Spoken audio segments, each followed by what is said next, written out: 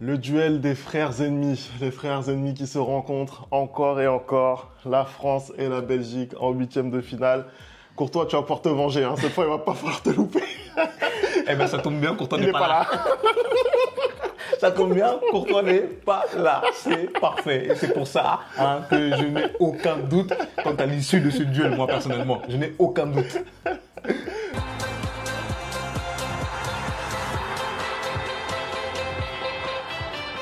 Allez les Rickers, on se retrouve pour une nouvelle vidéo. On espère que vous allez bien.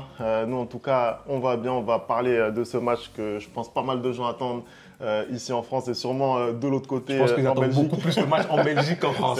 C'est vrai, parce qu'il y a un passif qui n'aurait pas forcément favorable. D'ailleurs, vous n'hésitez pas à nous dire ce que vous pensez de ce match. Est-ce que vous voyez les Français encore une fois piétiner les Belges? Parce que Toi, t'as plein de mots forts là. Dès le début, c'est tu as plein de mots important. forts. Après, t'as raison. C'est la réalité. Hein. À chaque fois que la France doit gagner les matchs importants contre la Belgique, bah, elle le fait. Donc, on verra ça.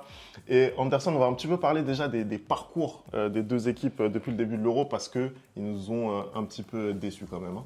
Oui, tout simplement, je pense que ce soit l'équipe de France ou que ce soit la Belgique, on a une entrée en matière pour les deux équipes vraiment triste au vu de leur rang. Hein. Je te rappelle quand même qu'on parle de l'équipe de France qui est parmi les favoris de cette compétition-là. Et au final, c'est un premier match avec un but une victoire 1-0 avec un but contre son camp. Un deuxième match, match nul.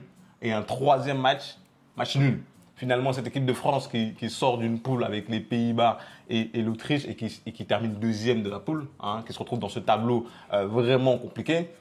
Pour le Belge, à peu près la même chose. Premier match, catastrophe. Vraiment, le ciel est tombé sur leur tête. Deuxième match, ils se relèvent un peu, ils gagnent 2-0 contre la Roumanie. Et le dernier match, mais qu'est-ce que ça a été triste d'assister à ce match-là. Franchement, ils devraient avoir honte. Non, les Belges, ils devraient avoir honte d'avoir fourni ce match-là. Donc, au final, on a deux équipes qui sont pas folles dingues, qui nous ont pas montré grand-chose offensivement, qui nous ont pas montré énormément de choses non plus au milieu de terrain et encore moins de choses en défense, du moins pour une d'entre elles, je vais préciser après. Donc le duel là, il est en place. Franchement, je pense qu'il est incertain. Après, moi, je ne les mets pas sur le même plan, je ne les mets pas sur la même ligne. On a une équipe de France qui était quand même dans un groupe assez difficile. Tu l'as dit au début de la compétition. Tu te prends les Pays-Bas. L'Autriche, c'est aussi une très bonne équipe qui fait de plus en plus de bonnes choses sur la scène continentale. Donc, ce n'est pas tout à fait la même chose. Quand tu as une poule avec la Roumanie, avec l'Ukraine et avec la Slovaquie, au final, tu sors quasiment ta meilleure presta tu sors deuxième de ce groupe, mais tu fais cette presta contre la Slovaquie où tu perds, mais qui est peut-être finalement ta meilleure presta. Tu as parlé du match contre l'Ukraine qui était vraiment une purge incroyable. Donc voilà, moi je ne les mets pas sur le même plan. En face, tu as la France qui, malgré tout, fait quand même respecter son statut. Ils n'ont pas encore été battus dans cet Euro. Il y a une défense qui est très très solide. On voit qu'ils sont très difficiles à prendre à défaut. C'est quand même très important. Après, bien sûr, il y a les problèmes offensifs dont on a beaucoup parlé. Je pense que je vais te lancer là-dessus parce que là, il va y avoir énormément de choix à faire pour Deschamps, clairement. Je pense que son avenir en équipe de France, il est clairement en jeu. Moi, je pense pas. Franchement, je pense que quoi qu'il arrive, on parle quand même de Didier Deschamps. Là, aujourd'hui, j'ai l'impression qu'il a la main mise sur la sélection. Parce que pour moi, son avenir, il devait se jouer après l'Euro. Typiquement, je pense après le dernier Euro. Tu vois, sous Noël Le Graët, je t'aurais dit, ouais, ok, il n'y a aucun risque. Tu vois. Mais si demain, la Belgique bat la France genre 2-0, aucune discussion possible. Je suis pas certain que Deschamps y survive. Je suis pas certain, surtout vu les critiques en fait qu'il y a au niveau du jeu là-dessus. Après moi personnellement, si j'étais président de la Fédération française de foot, ce que je ne suis pas, vous l'avez tous remarqué. Et heureusement que tu ne l'es pas. Je pense que je l'aurais malgré tout gardé pour avoir les meilleures chances de faire un résultat à la Coupe du Monde 2026. Mais c'est vrai que il y a énormément de critiques qui s'abattent sur lui. Voilà, on a l'impression qu'avec le matériel qu'il y a en France, tu dois faire mieux. Il doit faire mieux. Il doit clairement faire mieux. Si le matériel est si incroyable. Non, je suis désolé, tu peux pas. Non, je suis désolé, tu peux pas remettre en question l'effectif de l'équipe de France. Non, l'effectif de l'équipe de France. Il est exceptionnel. Moi, je dis toujours que voilà, c'est un peu le Brésil des années 2020. Mais après, on voit qu'offensivement, quand même, il y a certaines carences. Offensivement, il y a certaines carences parce que son animation offensive ne tient pas la route, Femi. Son animation offensive aujourd'hui ne tient pas la route. Parce que moi, tout à l'heure, j'ai dit, pour une des deux équipes, c'était difficile défensivement. Pour moi, c'est la Belgique. Pour moi, la Belgique, aujourd'hui, il n'y a rien qui va. Milieu, c'est pas bon. Défense, c'est pas bon. Attaque, c'est pas bon. L'équipe de France, l'attaque, c'est pas bon. Le milieu de terrain, c'est pas bon.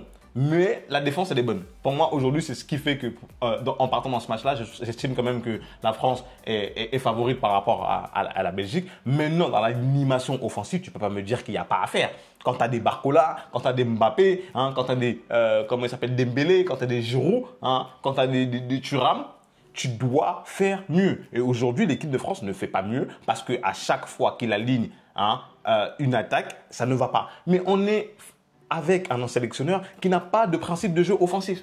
C'est ça le problème en fait, c'est que lui, quand il veut gagner une compétition, et ça marche très bien, il se base sur sa défense et après ses hommes d'attaque, il faut qu'ils soient forts pour qu'ils puissent aller au bout d'une compétition. Sauf que cette année, ce n'est pas le cas. Il n'y a aucun homme fort en attaque qui permet de faire basculer les matchs. Et la défense, elle est forte. Mais oui, mais c'est aussi de sa faute parce que je pense que quand ils s'entraînent, quand ils font des entraînements, je suis désolé, je ne pense pas qu'ils ont des animations offensives. Non, moi je ne suis pas d'accord. Parce que quand moi je regarde les matchs, je ne vois aucun appel en profondeur, je ne vois pas de jeu en triangle, je ne vois rien de tout ça. On a entendu Kylian nous dire à plusieurs reprises que oui, en équipe de France, c'était merveilleux, c'était le monde des bisounours parce qu'il a toute la liberté, il a toute la latitude pour pouvoir s'exprimer. Mais toi, tu fais partie des gens qui écoutent ce gamin. Et qu'il nous dit que c'est extraordinaire, qu'au PSG, voilà, il est vraiment... Mais c'est un menteur. Il est vraiment prisonnier. Hein, donc, moi, sur l'animation offensive et sur les arguments que tu donnes, je suis pas d'accord. Je suis pas d'accord. Ils ont la liberté pour s'exprimer. Non, je n'ai pas dit qu'ils n'avaient pas la liberté, j'ai dit qu'ils n'ont pas de schéma précis. Mais ils ne savent pas quoi faire quand ils ont le ballon. Il faut savoir, soit effectivement, on a une animation qui est précise, qui est bien définie, on a un coach qui est vraiment dogmatique, etc. On sait que ce n'est pas Deschamps. Deschamps, c'est la solidité défensive et après, c'est offensivement, vous faites ce que vous pouvez faire, c'est tout. Voilà. Après, ils voient un petit peu les complémentarités, les affinités techniques, mais Deschamps, parce que tu penses qu'ils voient les complémentarités parce que quand pendant 2 matchs, tu alignes Thuram et comment il s'appelle, Mbappé, et tu vois que ça marche pas du tout et que tu continues, tu trouves que lui il voit les complémentarités. Après, il a pas continué. Il y a quoi comme complémentarité? Il a pas continué. Il a mis Barcola lors du dernier match. Donc peut-être qu'il va renouveler sa confiance à Barcola. Ça va être aussi un des choix qu'on va voir. Mais je suis désolé. Aujourd'hui, clairement, il y a aussi, tu vois, c'est-à-dire que c'est des responsabilités partagées, mais il y a une part de responsabilité des joueurs à titre individuel. C'est-à-dire que Kylian Mbappé, alors bien sûr, il a été blessé, il est en dessous de son rendement habituel. C'est une réalité, il faut le dire. Mais ça fait un an qu'il est en dessous. C'est pas à cause de Deschamps que tu rates en face-à-face face à l'Autriche. C'est pas à cause de Deschamps que tu es mauvais sur le terrain, que tu sais pas faire un contrôle. C'est pas à cause de Deschamps. Je suis d'accord. Après, voilà, on peut aussi parler d'Ousmane Dembélé, par exemple. J'ai dit qu'il avait fait une très très bonne saison avec le PSG. Tu es obligé de constater que depuis le début de l'Euro, c'est quand même très compliqué, on va pas se mentir. C'est très compliqué. Donc, c'est pas non plus de la faute de Deschamps si Dembélé, il cadre pas. Mais tu vois, c'est pas de la faute de Deschamps. Je suis d'accord avec toi. Sauf que, encore une fois de plus, ce que je te dis, c'est que j'ai l'impression que quand ils ont le ballon, ils ne savent pas quoi faire de ce ballon-là. Ok, c'est pas à cause de Deschamps que Dembélé ne cadre pas. Ok, c'est pas à cause de Deschamps que Mbappé rate des face-à-face. Mais je suis désolé, c'est à cause de Deschamps que dans certains matchs, l'équipe de France n'arrive pas à se procurer énormément d'occasions. Contre la Pologne, ils ont pas eu d'occasion. Contre la Pologne. Donc voilà. Contre la Pologne, ils ont pas eu d'occasion. Ensuite, non, mais je te pose la question. C'était l'inefficacité, pardon. Ensuite, à un moment donné, en fait, je ne te dis pas de régir le jeu offensif de l'équipe de France. Non, il faut toujours un homme qui va avoir ce talent de génie, cet éclair de génie pour faire en sorte que les lignes soient déstabilisées. Typiquement, c'est exactement ce que tu avais par exemple Griezmann dans ses années magnifiques avec les Bleus, c'est ce qu'il faisait. Là, en Ligue des Nations, quand Karim était là, c'est ce qu'il faisait. C'est le genre de joueurs qui vont jouer en une touche, qui vont gagner. Là, aujourd'hui, on n'a pas ce joueur-là. On n'a pas ce joueur-là. Et moi, ce que je reproche à Deschamps, justement, c'est de se dire, OK, j'ai pas ce joueur-là, ou du moins Griezmann n'est pas en forme. Il me faut mettre en place jouer sur les, comment dire, les aptitudes de mes joueurs, jouer sur les qualités de mes joueurs, à savoir la profondeur. Et il ne met rien en place pour aujourd'hui. Il ne met rien en place pour le faire. Après, je suis désolé, hein, l'équipe de France, malgré tous les défauts qu'elle a qu'on est en train d'expliquer, elle est, pour moi, aujourd'hui, factuellement meilleure que la Belgique. Parce que autant l'équipe de France elle manque d'efficacité, mais elle se procure quand même des occasions, comme tu l'as dit, face à la Pologne, même si les attaquants sont maladroits. Alors la Belgique, c'est le néant pour moi. C'est le néant. En face, il n'y a rien. Donc je ne vois pas comment cette équipe belge va pouvoir aller inquiéter ne serait-ce qu'une seule seconde l'équipe de France. C'est pour ça que moi, on va faire les pronos tout à l'heure, mais bon, je pense que je vois vraiment pas, hein, on va se lever à 8 heures, le match va finir à minuit, hein, on va jouer le match 100 fois, l'équipe de France gagnera 100 fois. Parce que cette équipe de Belgique, elle n'a jamais battu la France en compétition officielle. Elle n'a jamais battu la France en compétition officielle et ça ne va pas arriver aujourd'hui parce que quand ils avaient une génération dorée, soi-disant, parce qu'apparemment, on dirait que la génération dorée, c'était juste Eden Hazard. Hein, quand ils avaient une génération dorée, ils n'ont pas réussi à battre la France, hein, que ce soit en Coupe du Monde ou que ce soit en Ligue des Nations. Je ne vois pas maintenant, hein, avec des attaquants comme Lukaku, hein, excuse-moi du peu, je ne vois pas comment ils vont réussir à battre l'équipe de France. Attention, hein, Lukaku, moi j'entendais il y a encore un an ou deux, oui, Lukaku, c'est R9, ok. Lukaku. Qui a dit ça? Moi j'entendais des choses comme ça, je vais pas citer de nom, mais j'entendais des choses comme ça. En tout cas, pour moi, il y a le matériel côté belge pour mettre en danger la France. Voilà, même encore aujourd'hui, on est un petit peu sur un entre-deux au niveau des générations. Hein. On sait que voilà, Eden Hazard a pris sa retraite, etc. Mais bon, tu arrives quand même à aligner des Jérémy Doku. Il a fait une bonne saison avec City. Tu arrives à aligner des De Bruyne qui te permet quand même à la Belgique de se qualifier. Ouais, c'est pas le De Bruyne de Manchester City. C'est pas le De Bruyne de Manchester City. Bien sûr. Il a eu deux hommes du match sur les 3 matchs qu'ils ont joués. Mais je suis désolé, son rendement, il n'est pas bon aujourd'hui en Belgique. C'est pas ce qu'on attend de De Bruyne. C'est pas le De Bruyne de City là-dessus. Je peux pas t'en contredire. Après, le football de sélection, c'est que c'est compliqué. Aujourd'hui, De Bruyne, il est quand même décisif. C'est lui quand même qui permet à cette Belgique d'être là et de pouvoir affronter la France, on le rappelle. Il y a Lukaku qui a eu certes quelques mésaventures avec ses buts. C'est comme ça que t'appelles ça? Non, après, voilà. Le gars, il est face à face, il rate et dit mes aventures. Vous envoyez le football dans la médiocrité. Dis qu'il est nul. Dis les termes. Dis qu'il est nul. Après, honnêtement, sur les hors-jeux qu'il a eu, il y a eu quand même une part de malchance. Après, c'est vrai qu'il y a un manque de... C'est bizarre, la malchance là, c'est que Lukaku à chaque fois. Hein, en Coupe du Monde, c'était la malchance de Lukaku. Là, l'Euro, c'était la malchance de Lukaku. Et là, c'est encore la malchance de Lukaku. Comme par hasard, il n'y a que lui qui a de la malchance, quoi. Après, moi, je le défends pas. Hein, je dis que Lukaku, aujourd'hui, c'est quand même très, très moyen. Et clairement, la Belgique, elle a un déficit de talent par rapport à la France. Si on revient un petit peu sur les Bleus Anderson, toi, aujourd'hui, tu t'appelles Didier Deschamps. Tu as la lourde tâche de faire le 11 pour affronter tes cousins belges. Qu'est-ce que tu mets sur le terrain? Qu'est-ce que tu mets offensivement? Parce que défensivement, je pense qu'on est plus ou moins d'accord et que ça ne bougera pas. Je pense que la charnière Upamecano-Saliba ne va pas bouger malgré le penalty concédé par Upamecano. Tu fais quoi offensivement? C'est vrai que Kylian... Kylian, il est en difficulté, mais on ne peut pas se passer de Kylian. Moi, aujourd'hui, ce que je reproche un peu à cette équipe de France, c'est son numéro 9. Hein. Tu sais très bien que moi, personnellement, ça n'engage que moi, bien évidemment, et je respecte tous les gens qui pensent le contraire, que je ne suis pas un adepte et un fan du jeu de Olivier Giroud. Cependant, il est plus que nécessaire dans cette équipe aujourd'hui. Parce que je pense que la formule avec un Mbappé en pointe ne marche pas. Pour moi, cet homme-là est meilleur sur le côté. J'entends énormément de gens qui sont partisans de la titularisation d'Olivier Giroud. Moi, je suis partisan. Aujourd'hui, je suis partisan. Vous, dites-nous ce que vous pensez de ça. Voilà. Moi, personnellement, j'ai l'impression que Giroud, il est en équipe de France, là, pour cette dernière compétition. Il est au Club Med. On va pas se mentir. Il est au Club Med. Pour lui, ça y est, c'est fini. Après, je ne lui en veux pas. Non, mais moi, je suis pas d'accord. Il est au Club Med à cause du sélectionneur. Quand on voit le rendement offensif des joueurs offensifs pendant la phase de poule, je suis désolé, hein, il devrait être une option plus qu'importante dans cette équipe.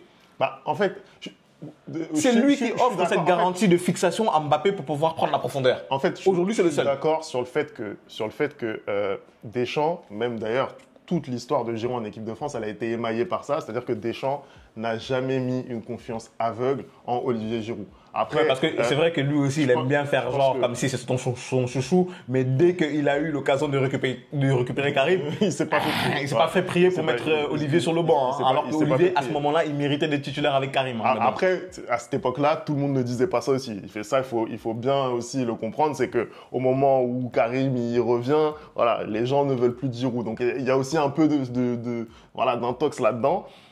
Ça n'a pas été facile pour Giroud en équipe de France tout au long de sa carrière. Donc effectivement, aujourd'hui, Deschamps, depuis quelques mois maintenant, il essaye d'installer, tu vois, un Marcus Thuram. Et là, je pense qu'il se rend compte un petit peu comme tout le monde que ça ne fonctionne pas. Mais en même temps... Là, je pense qu'il n'y a pas plus évident. Voilà, mais en même temps, c'est le pari qu'il a fait de donner de la confiance à un Marcus Thuram. Donc aujourd'hui, venir et dire « Ah non, mais Giroud, il doit rejouer », aujourd'hui, ça me paraît très compliqué. Tu peux ne pas être d'accord avec la décision originelle de Deschamps de ne pas avoir fait confiance à Giroud et d'avoir installé comme ça Thuram, ça c'est vrai. Mais aujourd'hui, là, dans ce tournoi qu'est l'Euro 2024, venir dire il faut dégager Thuram et il faut mettre Giroud, pour moi, ça n'a pas de sens. Ça n'a pas de sens. C'est comme venir dire Deschamps, il ne fait pas jouer ses équipes, il doit prendre plus de risques offensivement. Il ne l'a jamais fait depuis 10 ans. Oui, mais aujourd'hui, Femi, tu es dans une phase éliminatoire. Tu es dans une phase éliminatoire. Je suis désolé. Tu reviens à ta formule de base, à savoir un Mbappé sur le côté gauche, un Giroud avant-centre et sur le côté droit, un Dembélé. Moi, c'est beaucoup plus rassurant, c'est beaucoup plus efficace. Dites-nous ce que vous pensez, vous aussi, dans les commentaires. Pour moi, c'est beaucoup plus efficace que de mettre Thuram. C'est beaucoup plus efficace que de mettre Thuram parce que Thuram, il n'a rien apporté depuis le début de l'Euro. Il n'a rien apporté. Et je pense aussi que Giroud, en équipe de France, honnêtement, un 4-3-3 comme ça, un peu immuable, avec Mbappé à gauche, Dembélé à droite, Giroud dans l'axe, c'est pas forcément ce qu'on a vu par exemple à la Coupe du Monde 2022. C'est-à-dire que sur le terrain, la réalité, c'était que Giroud et Mbappé, ils étaient tous les deux sur le front de l'attaque et tu n'avais pas vraiment un Mbappé ailier de débordement sur le côté gauche. Tu vois. Donc aujourd'hui, en fait, il faut pouvoir associer deux personnes et il faut pouvoir associer une personne à Kylian. En fait, la question, c'est de savoir qui tu associes à Kylian. Après, si je peux me permettre, je pense que la plus grosse erreur du sélectionneur aussi, vous allez me dire ce que vous pensez de ma théorie, c'est malheureusement d'avoir voulu bâtir l'équipe autour de cet homme. D'avoir voulu bâtir l'équipe autour de Kylian Mobutu Lotin Mbappé. C'est pas normal. Je suis désolé, tu ne peux pas bâtir. Tu peux bâtir une équipe autour de Griezmann, même si je ne l'apprécie pas énormément. Tu peux bâtir une équipe autour de Karim Benzema, parce que ce sont des joueurs de football. À un moment donné, ce sont des joueurs qui ont un QI positif, un QI football positif, ce qui n'est pas le cas de Kylian. Aujourd'hui, cet homme n'est pas capable de faire ce qu'il prétend pouvoir faire sur un terrain de foot, à savoir organiser le jeu. C'est pas ton jeu. Quand je le vois aller sur le côté, prendre le ballon et dire à tel de mettre sa main comme ça et tout, mais arrête de faire ton cinéma. Mais après, cours, tais-toi et marque des buts. Voilà. Mais tu penses que Deschamps, il lui demande de faire ça? Tu penses qu'il lui demande de faire ça? Mais tu penses qu'il prend des initiatives tout seul sur le terrain? Non, ce qu'on demande à Kylian, c'est d'imposer son leadership en fait. Mais c'est pas d'organiser le jeu. Mais d'imposer son leadership peut-être dans les vestiaires. Mais tu sais, tu peux avoir un leader dans les vestiaires et un leader sur le terrain. Bien sûr. Et sur le terrain, pour moi, c'est pas un leader. Pour moi, il n'a pas les aptitudes nécessaires pour être ce leader qui pense et qui prétend être sur le terrain.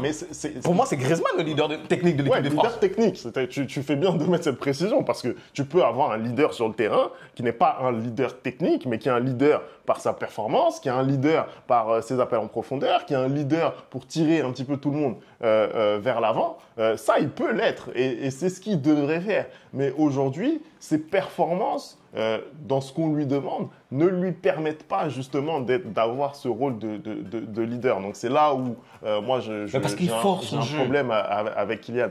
Je pense qu'on avait déjà eu un petit peu ce débat sur le fait qu'il doit plus ou moins changer son jeu. En tout cas, c'est sa volonté à lui de changer son jeu parce qu'il sent un petit peu le vent tourner, il sent qu'il a de plus en plus de mal à faire des différences par sa vitesse, par sa technique.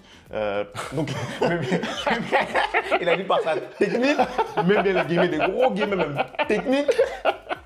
Donc voilà, je pense que c'est une volonté pour lui justement de changer son jeu. Ça va tuer. Tu l'as fait tout seul, là. Tu l'as fait en bas. Il a fait en bas parce qu'il avait honte. Il a dit, il a fait en bas.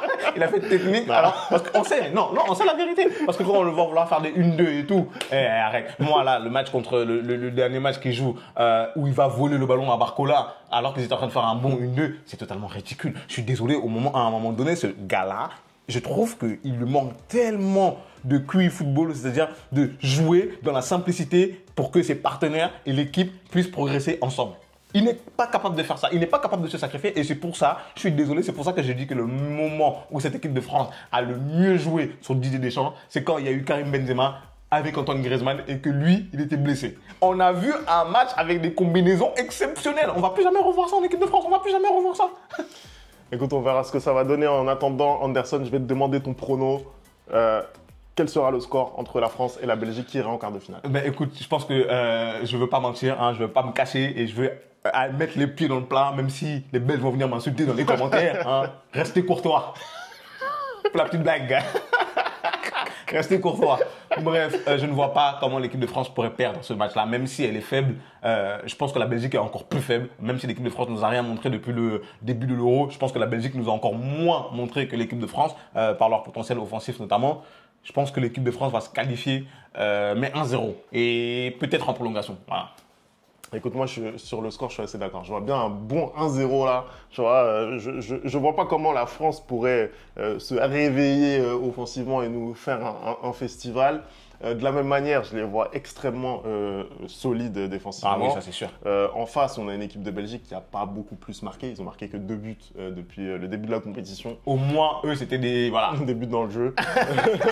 Donc voilà, pour tout ça, je pense que la France est un chouïa au-dessus quand même de cette équipe de Belgique. Donc je vois un 1-0 pour la France. Vous dites-nous votre prono sur ce match. Merci d'avoir regardé cette vidéo. Hein. On n'oublie pas les bonnes habitudes, @le replay foot.